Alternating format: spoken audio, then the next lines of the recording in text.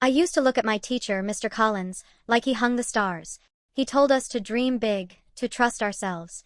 But the day he opened his mouth and said one sentence to me, I realized everything I thought I knew about him, and about myself, was a lie. For most of high school, I believed Mr. Collins was the kind of teacher every kid deserved.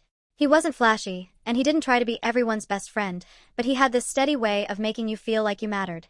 When I walked into his classroom freshman year, awkward, nervous, with braces and a messy ponytail, I remember thinking, finally, someone sees me. Mr. Collins was the kind of teacher who stayed after school to explain formulas, who scribbled encouragement on papers in red ink. Don't give up, Emma, I see potential here. He even kept a jar of candy on his desk for students who looked stressed, sliding it toward you without saying a word. At home, life wasn't nearly as stable.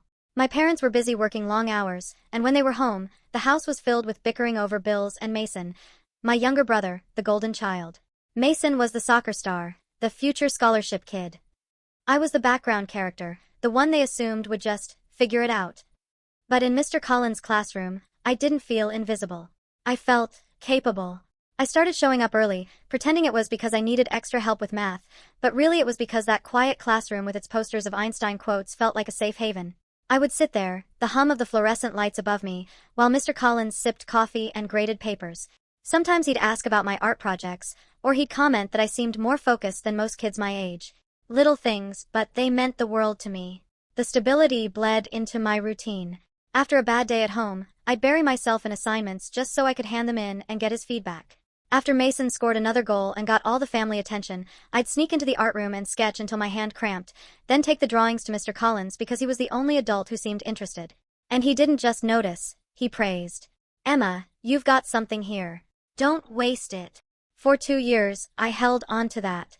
Whenever Mom dismissed my dream of applying to an art school, I heard his words in my head. Whenever Dad joked that Mason would be the only one to make the family proud, I told myself, no, Mr. Collins believes in me. I matter to someone. Looking back now, I see how fragile that stability really was. I was clinging to scraps of validation, blind to the cracks forming around me. I ignored the way his compliments sometimes carried a sharp edge, like when he said, "You're hardworking, unlike most of your classmates." At the time, it sounded like praise. Now, I realize it was the beginning of something else, something darker.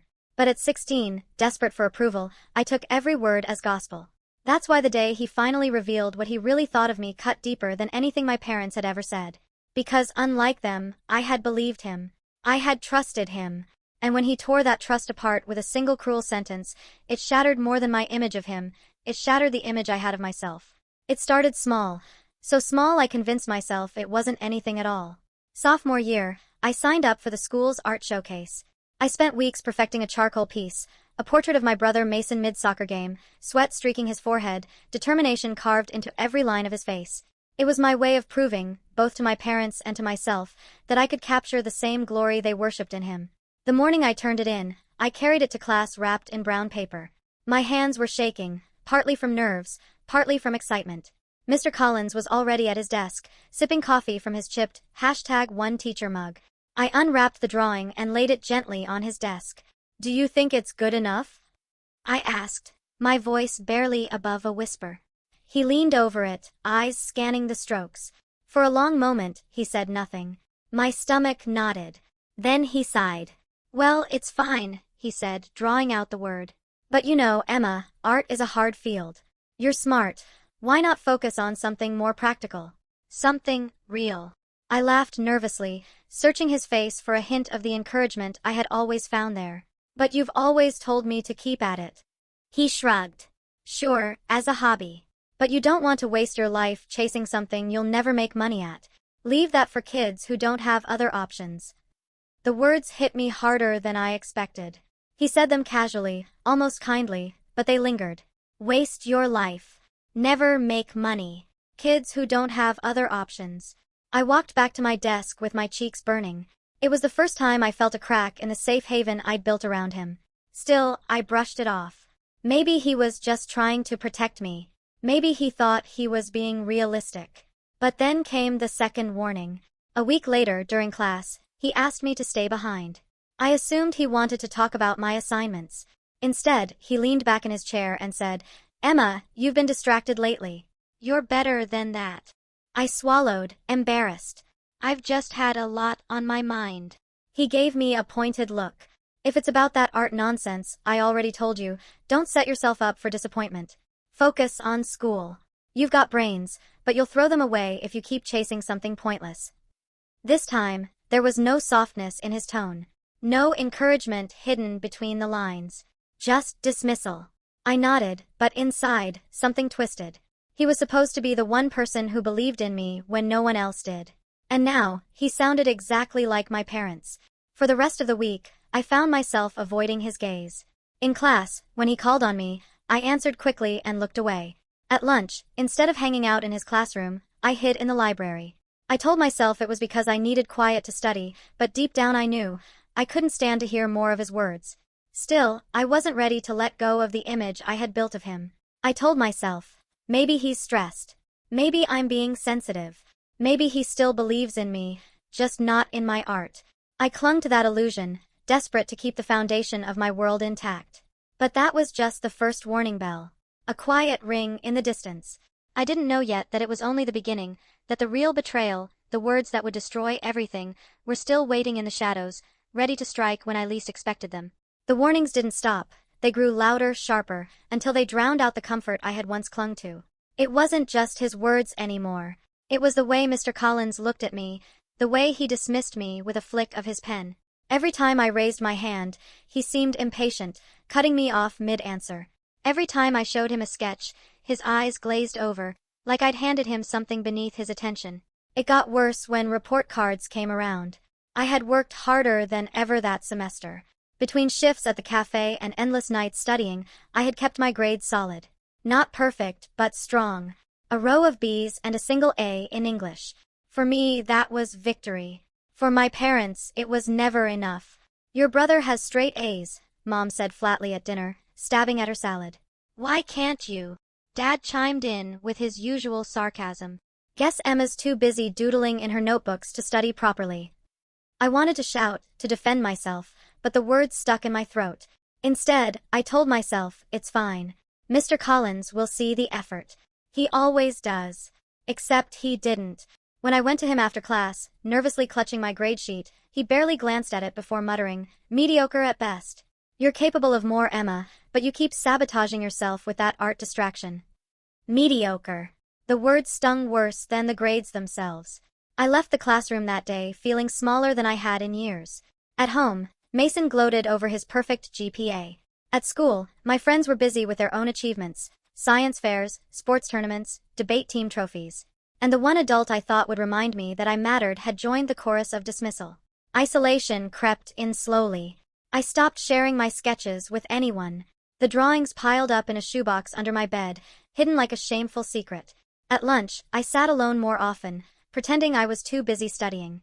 When my friends invited me out, I found excuses. Too tired, too much homework, no ride. And in the silence, Mr. Collins' words echoed. "Waste your life. Pointless. Mediocre." I started to believe them.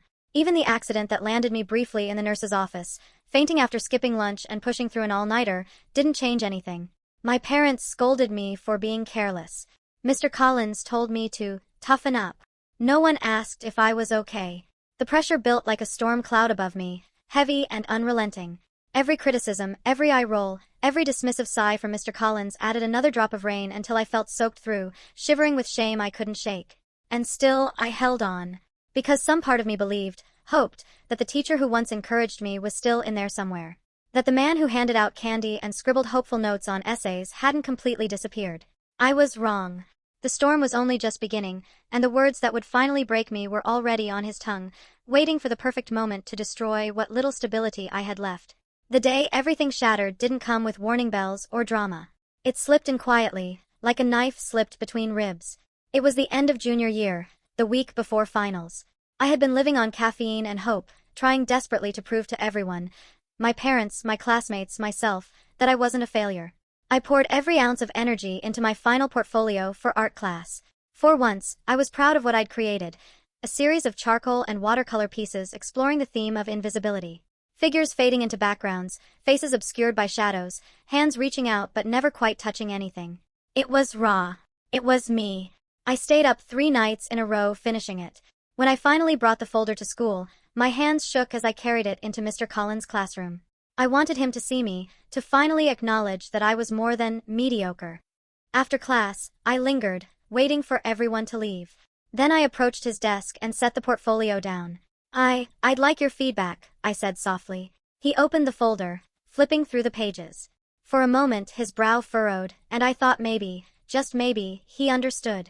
Maybe he saw the desperation etched into every line. But then he chuckled. Actually chuckled. "Emma," he said, shaking his head, "this is what you've been losing sleep over? This is why your grades are slipping? These are doodles. Melodramatic doodles." My throat tightened. "They're not doodles. They mean something to me." He leaned back in his chair, arms crossed. "That's the problem with you.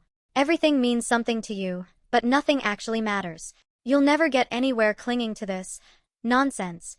You need to wake up and realize you're not special. Stop acting like you are." The words landed like a sledgehammer. You're not special. For years, I had built my self-worth on scraps of encouragement, and in one cruel moment, he ripped them all away. I felt heat rush to my face, tears burning my eyes. I wanted to argue, to scream that he was wrong, that I wasn't invisible. But my voice betrayed me. Instead, I gathered my portfolio, clutching it to my chest like a wound, and whispered, "Okay." I walked out of his classroom with my vision blurred, the sound of his laughter still ringing in my ears. That night, I didn't eat. I didn't sleep. I sat on my bed staring at the pages he had mocked until the images blurred together. For the first time, I wondered if maybe he was right.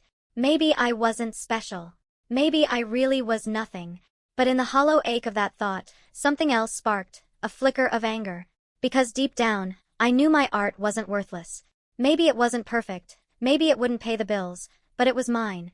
It was the one part of me that had survived every insult, every dismissal, every storm. And Mr. Collins had no right to take that from me. That realization didn't erase the hurt, but it planted something else inside me, resolve. If he wanted me to believe I was nothing, then fine. I'd play along. But one day, I would prove him wrong. I would prove them all wrong.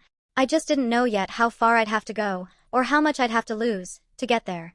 For weeks after that moment, I walked the halls of school in a fog. Mr. Collins' words clung to me like smoke, choking out every bit of confidence I had left. "You're not special.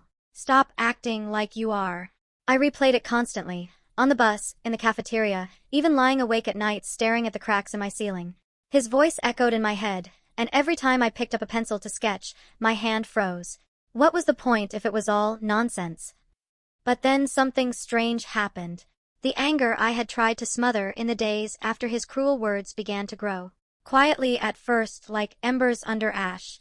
Then hotter, brighter, until I couldn't ignore it anymore. Why did his opinion get to define me? Why did one man's approval matter more than what I knew in my gut, that my art wasn't meaningless, that it was the only thing that ever made me feel alive? By the time senior year rolled around, that anger had transformed into something sharper, determination. I started small. I signed up for the art showcase again, even though my parents rolled their eyes and Mr. Collins didn't even bother pretending to encourage me. This time, I didn't ask for his feedback. I didn't linger after class hoping for approval. I worked alone, poured myself into my sketchbooks, and built something that came entirely from me. It was terrifying. Liberating, too.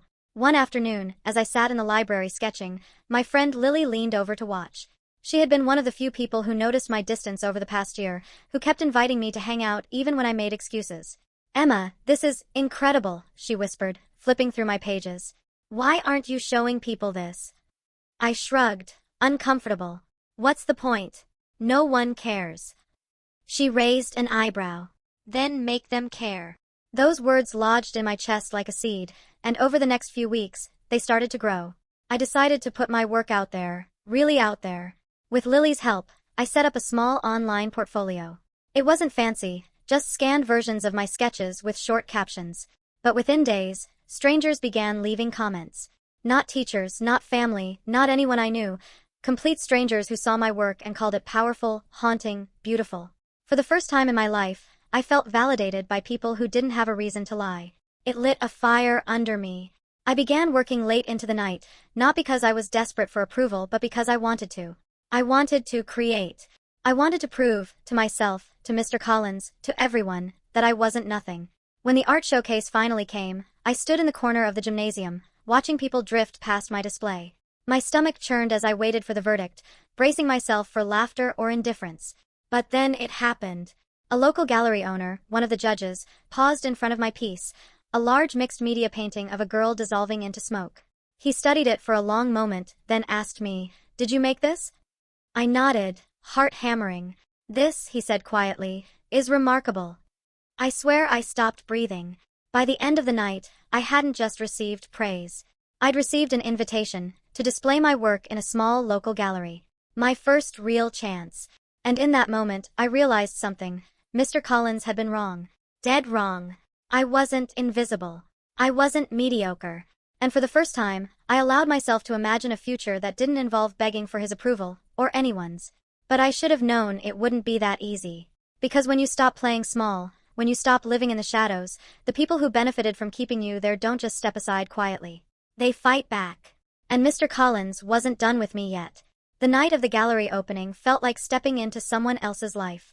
The small space on Main Street buzzed with energy. String lights draped across the ceiling cast a golden glow on the white walls, where framed paintings and sketches hung in careful arrangement. People milled about with glasses of cheap wine, murmuring their thoughts, pointing at pieces, smiling in appreciation. And there, among them, was mine. My painting of the dissolving girl, now framed and lit under a spotlight. I stood across the room, heart hammering, watching strangers pause in front of it, tilt their heads, and talk quietly. Some nodded. Some lingered longer than I dared hope. It should have been the happiest night of my life. But then I saw him. Mr. Collins. He walked in like he owned the place, his familiar coffee mug nowhere in sight but the same smugness plastered on his face. My stomach dropped. For a second, I wondered if I was hallucinating. Why would he be here? Then it hit me. The gallery owner had invited the local high school faculty. It was supposed to be supportive, a celebration of student talent. Instead, it felt like a trap. He made his way across the room slowly, deliberately, stopping to glance at other students' work. When he reached mine, he didn't pause to admire it like the others had. He looked at the plaque with my name, smirked, and turned directly toward me. "Emma," he said, voice smooth but edged with venom. "So this is where all your wasted potential has gone." The words sliced through the air, sharp enough that Lily, standing beside me, stiffened. I forced myself to stay calm. "It's my work. People seem to like it." He chuckled, the same cruel laugh that had haunted me for months. "People like circus tricks too.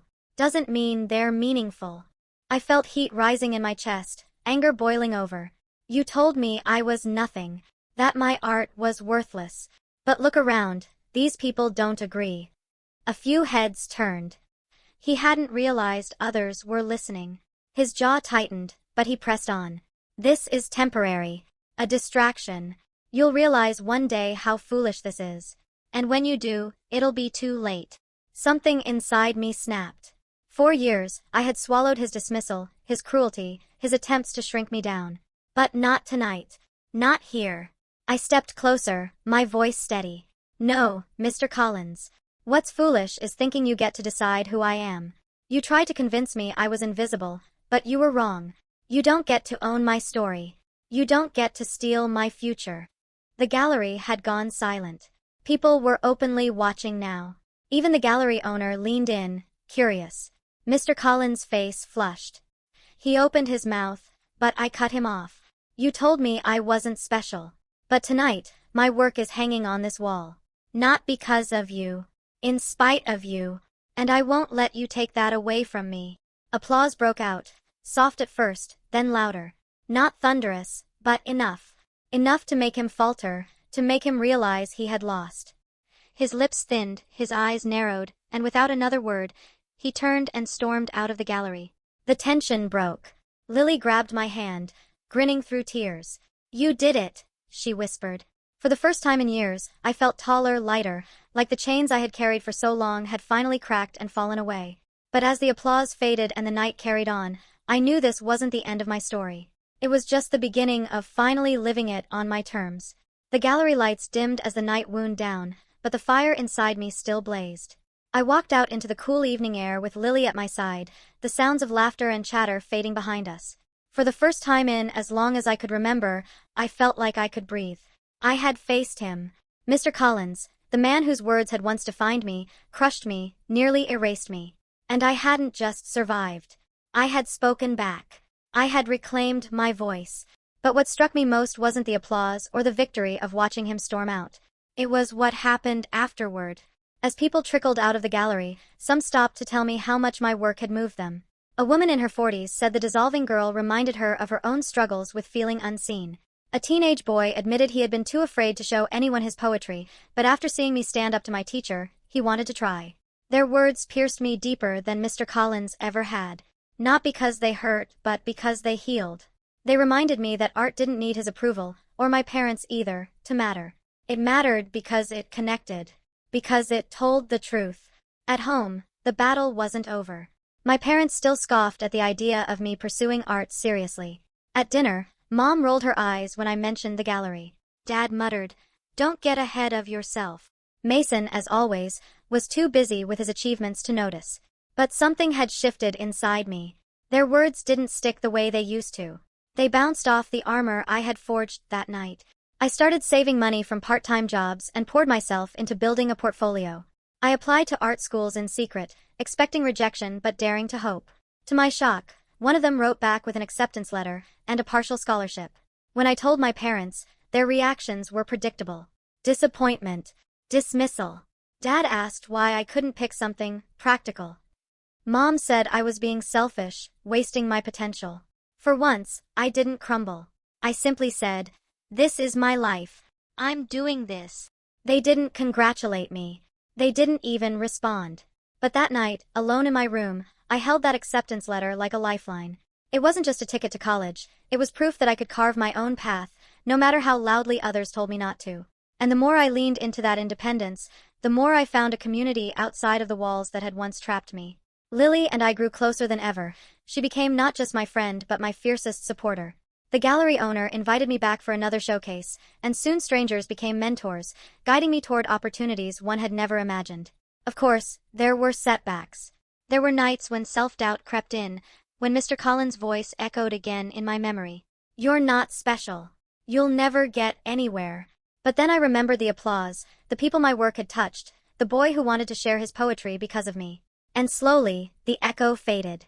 I didn't need him. I never did. Looking back now, I realize that Mr. Collins gave me something without meaning to: clarity. He showed me the cost of letting someone else define my worth. And once I saw it, I couldn't unsee it. I chose differently. I chose me. Years later, when I held my first exhibition in a real city gallery, I thought about that classroom, that portfolio he mocked, that awful day when he told me I wasn't special. And then I looked around at the walls lined with my work, the people who had come to see it, and I smiled. Because he was wrong. I was never invisible. I was never mediocre. I was always enough, more than enough. And the day I finally believed that was the day my life truly began.